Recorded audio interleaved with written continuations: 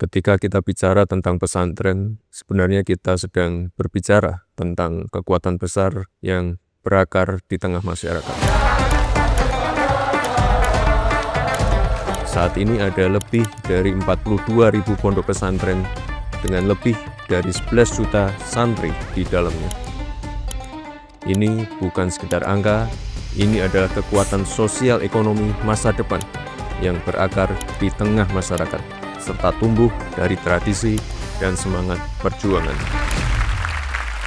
Pesantren adalah warisan peradaban, di mana ilmu dan akhlak bersatu.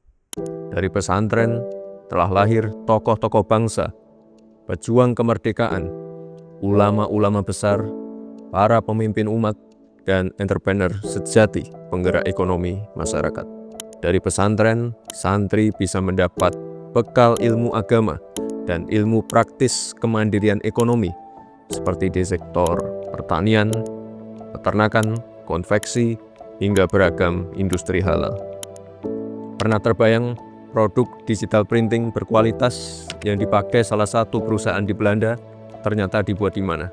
Bukan di Jakarta, bukan pula dari agensi periklanan ternama, tapi dari unit usaha G2 Printing dari Ponpes Edi Mancoro di Semarang.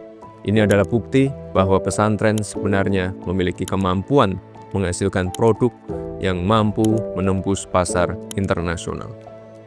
Namun demikian, di tengah era kemajuan teknologi yang semakin masif ini, kita ingin pesantren juga mampu melahirkan para santri yang menguasai teknologi, baik di bidang pertanian modern, peternakan modern, robotik, blockchain, dan AI.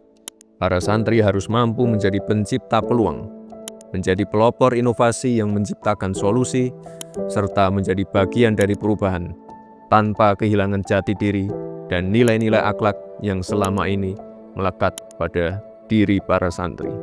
Memang masih banyak hal yang harus kita perbaiki bersama, mulai dari tata kelola pondok pesantren, aksesibilitas terhadap teknologi dan pelatihan, aksesibilitas permodalan untuk mendukung kemandirian ekonomi pesantren, serta berbagai program bantuan pemerintah seperti KIP, MBG, JKG, dan lain-lain.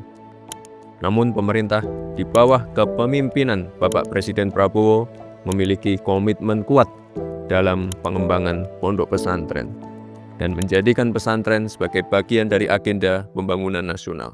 Saya telah merestui usulan dibentuknya Direktorat Jenderal Pesantren. Ini menunjukkan prioritas strategis pemerintah untuk semakin memperhatikan, melindungi, memperkuat, dan meningkatkan kesejahteraan pondok pesantren. Itulah sebabnya Bapak Presiden telah membentuk Direktorat Jenderal Pesantren untuk meningkatkan tata kelola layanan pendidikan di pesantren, menginventarisir permasalahan dan mencarikan alternatif solusi terhadap kendala yang dihadapi pesantren, serta mendorong transformasi pesantren menjadi pendorong inovasi dan ekonomi lokal. Karena seperti Bapak Presiden selalu sampaikan bahwa peran santri masa kini tidak hanya sebagai penjaga moral bangsa, tapi juga pelopor kemajuan yang berakhlak, berilmu, dan berdaya saing.